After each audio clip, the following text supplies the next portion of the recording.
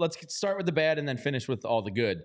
There was bad last night, unfortunately, and my boy Ranger. I know. This pains me Are to you bring okay? it up. Yeah, I was okay last night because his team picked him up. Orion came in and said, "Ranger, we got you."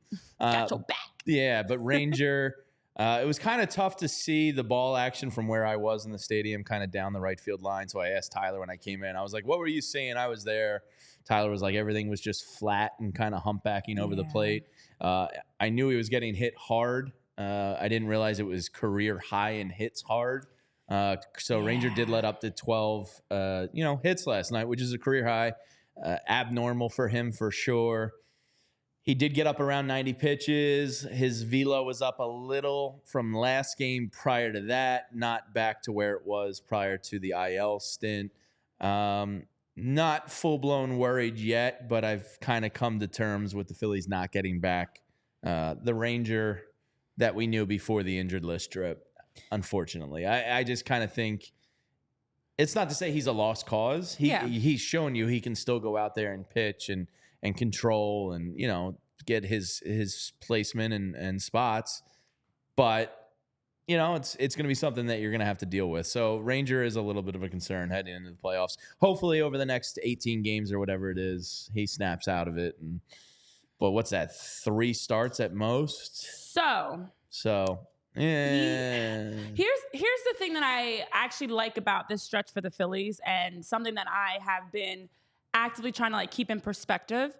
You can't have this inhumane, magical season where everything goes perfect. Things have to go wrong, and it's how you battle through that that's going to help as you get in the playoffs be able to have that deep run in the playoffs. Teams that typically have the perfect season, they get in the playoffs and they get shocked because you make one mistake. Right, you make one mistake and it spirals out of control. You don't know how to handle that adversity. The Phillies are getting plenty of adversity throughout the course of, honestly, since the All-Star game, and they've worked through it. The latest is for Ranger Suarez, we knew coming out of his injury, they were going to continue to slowly ramp him back up, and the pitch count was going to be something we're keeping an eye on, but also his velo, his command. So to give up a career-high 12 hits on paper is very, very, it's discouraging. It's nerve-wracking. And let's be honest, Ranger didn't look like the Ranger of the first half of the season. But did we expect him to maintain that throughout the entire year? Absolutely not. And if you can get Ranger, who still has a 3.05 ERA, a 1.13 whip, his strikeout rate is 8.7 Ks per 9, and his strikeout to walk ratio is a 4.06. Now, the tough thing about Ranger, though, is when you look at his recent performances, he's been increasing the pitch count, yes, but he hasn't been able to give you the same amount of quality deep inning performances. Hasn't been able, I should say, to make it through 6 innings in 7 of his last 8 starts. Yeah. And he has a 6.02 ERA in that span. So of his last 8 starts, only 7 of those was he able to get through 6 innings.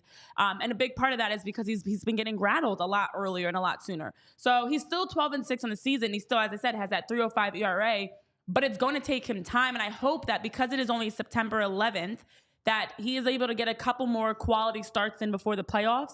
Because if you can get Ranger, I don't expect him to get back to first half of the season Ranger, but with how you should have Zach, Aaron, and Christopher Sanchez pitching, if you can get him back to just being under a 3 ERA and being able to get you into 6-7 innings consistently without giving up, 4 runs and the wheels falling off, I think that's enough. So, I'm nervous, but I'm also encouraged by, again, the bullpen picking him up, the other starting pitching looking good, that he should be able to get on track. He's going to be starting early next week against Milwaukee.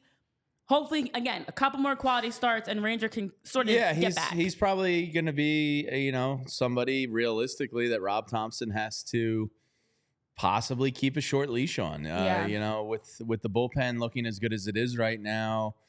Orion most of them are just 1-inning guys. Maybe Jose Ruiz, if he keeps it up going into the playoffs, he could be like that 4th, 5th inning guy potentially. But I think Ranger's a guy that Rob is going to have to have a good pulse reading on.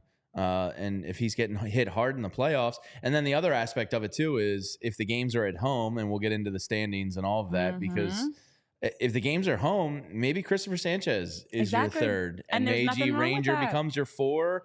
depending on the series and how it stacks up. Maybe he's a guy you can use out of the bullpen from time to time. We've seen him have success there. So I think Ranger becomes Rob's kind of most interesting piece to me